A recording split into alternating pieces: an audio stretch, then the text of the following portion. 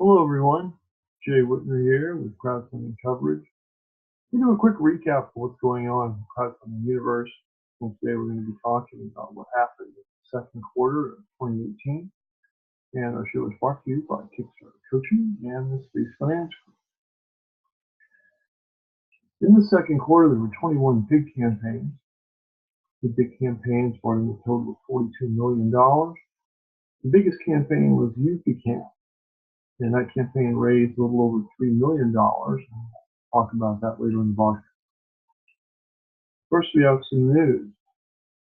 Indiegogo made an announcement that they have approached and have by now have reached $1.5 billion raised projects, and that they're on the verge of making a profit. So congratulations to Indiegogo for this big milestone, $1.5 billion. I do feel constrained to point out that while this is great news for Indiegogo and I'm pleased for them, Kickstarter's raised quite a bit more than that. So be sure that you evaluate that in your decision of what campaign, what platform you want to use.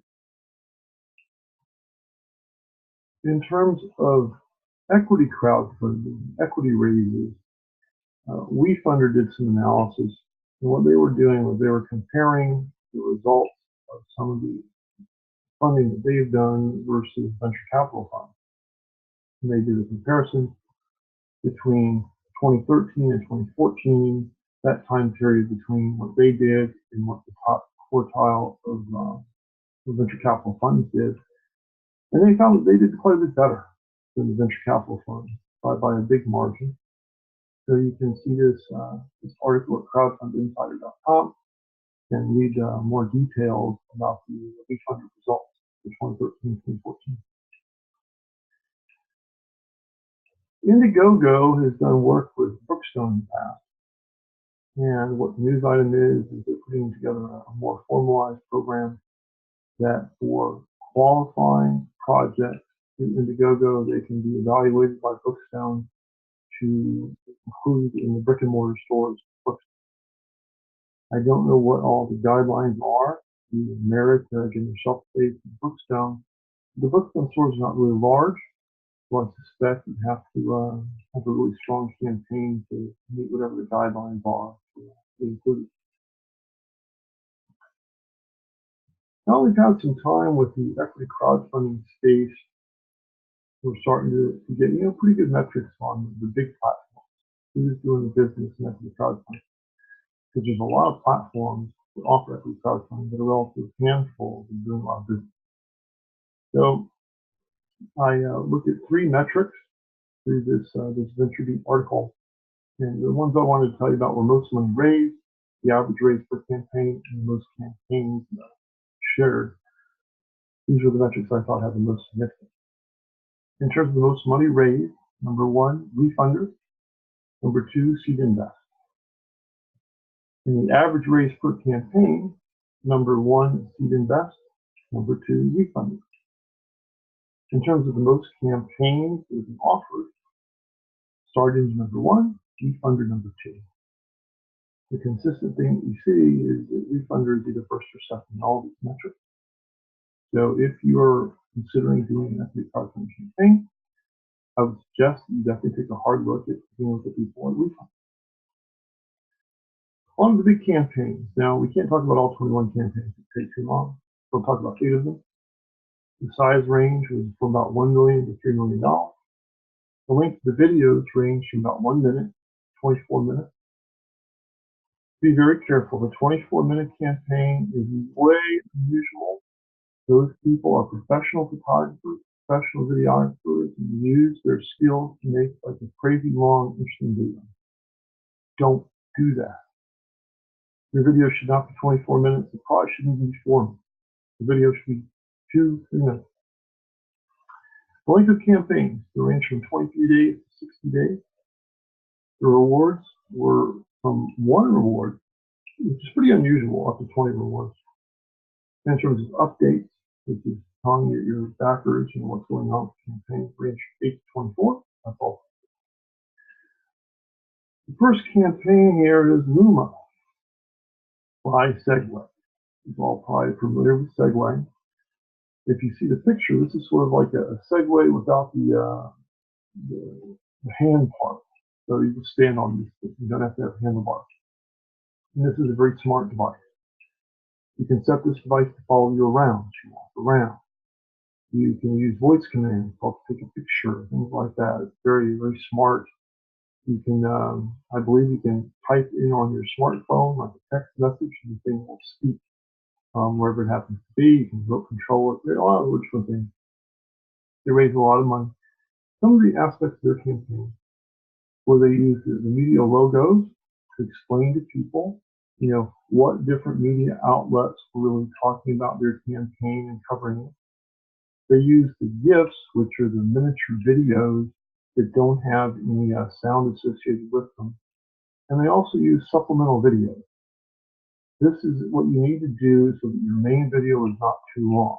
If you want to put in 2 or 3 extra videos, explain, show things, you certainly can do that. Next campaign is for a tiny computer that runs Windows 10 and Android software, which actually is in this guy's pocket. This is an image. 5-inch touchscreen, very strong specifications for the device. So some of the aspects of their campaign is they share the technical specifications.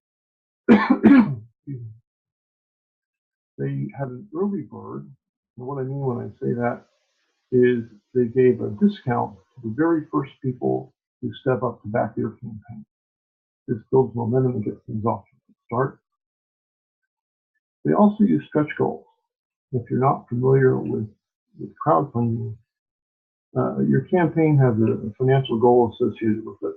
And in many cases, if you don't reach that minimum, you don't get any money. So you want to set the minimum fairly low if you can, and then you use stretch goals to encourage greater and greater giving to add more product features. So for example, let's say that you were going to make widgets and your campaign goal is $20,000.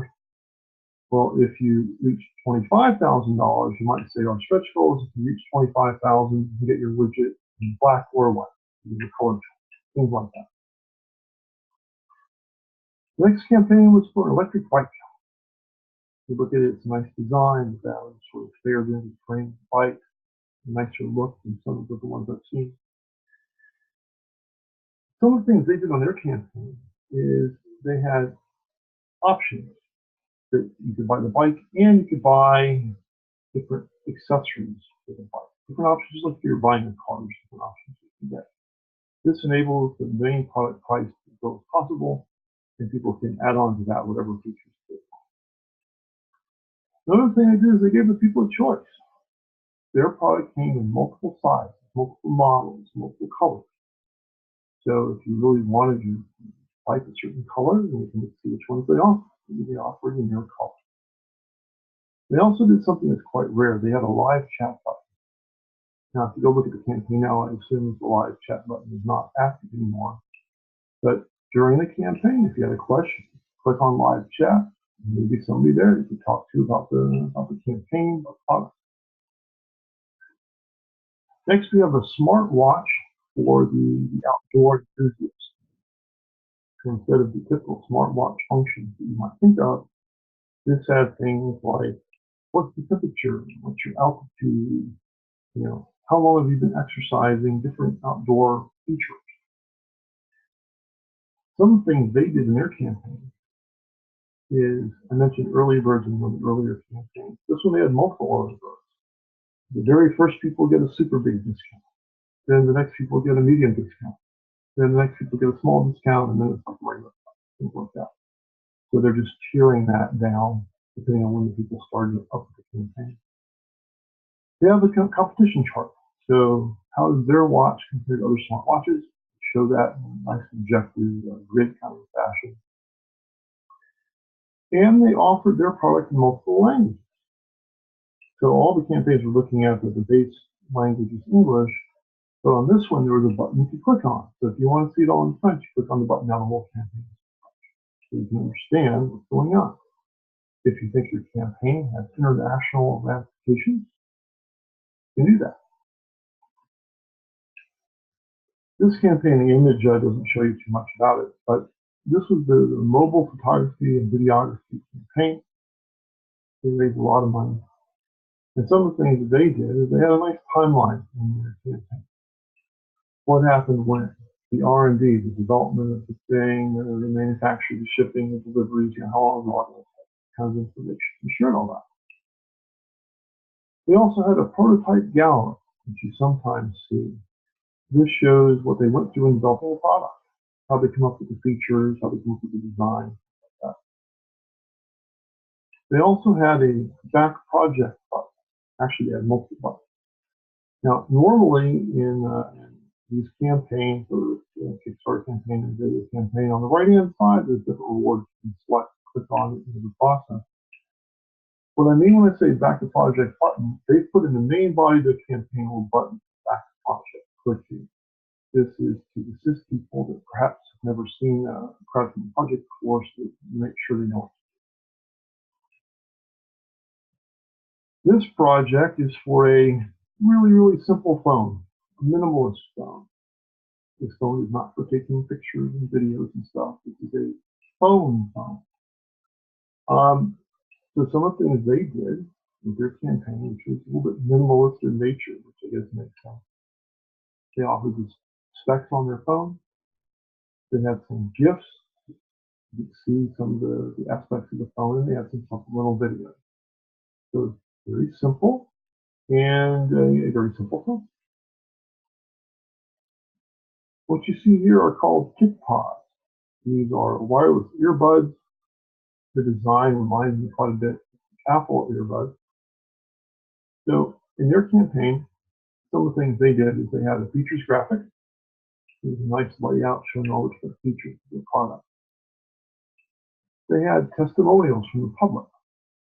This can be very hard to do because effectively you have to have your project to like a final prototype stage so that you can show it to members of the public and get their reaction. A lot of people aren't following along to actually do that. They also had multi-unit offerings. You could buy one, you could buy two, you could buy 4 sets, and everybody in the family can get one. They package it. But the big campaign of the quarter was this UV security camera. Raised a little bit over $3 million. And the product is really very advanced. I was surprised they were able to package all this together. This is a security camera with a battery that lasts for a full year, and it's very sophisticated to minimize false alarms. So if, for example, the wind was blowing and a branch of your tree waved in front of the camera, it wouldn't send an alarm because there's no heat associated with the tree branch. It has an infrared camera built in, so it knows, well, this is an animal, like wind or something. Let's say that a dog walks past. Well, you have movement, okay? You have temperature. The dog has a temperature. But it scans that it's not a human, so it doesn't send any alarm. So let's say that your brother comes over to your house and he wants to cook a steak on your gas grill in the backyard, and he's there. Well, it sees, well, there's movement. Well, there's temperature. It's a human. It has facial recognition built in there. It knows it's your brother, so it doesn't sound an alarm. It's really a very interesting product. I'd like to see this when it comes out into the world. Let's take a look at it. Some of the things they did with their campaign, aside from having a really cool product, they had the gifts, the miniature videos. They had multiple early bird levels with a really big discount for the very first people, and a couple of declining discounts for the regular pricing. And they had a competitive chart showing how their security camera compares to other security cameras. Obviously, it explains why theirs is the best one. Very cool campaign, very cool product. That's it for Crowdfunding Coverage, covering the second quarter of 2019. Hope you enjoyed the show. And we'll see you in roughly 90 days. We'll be talking about what happens in the third quarter. And we'll see you then.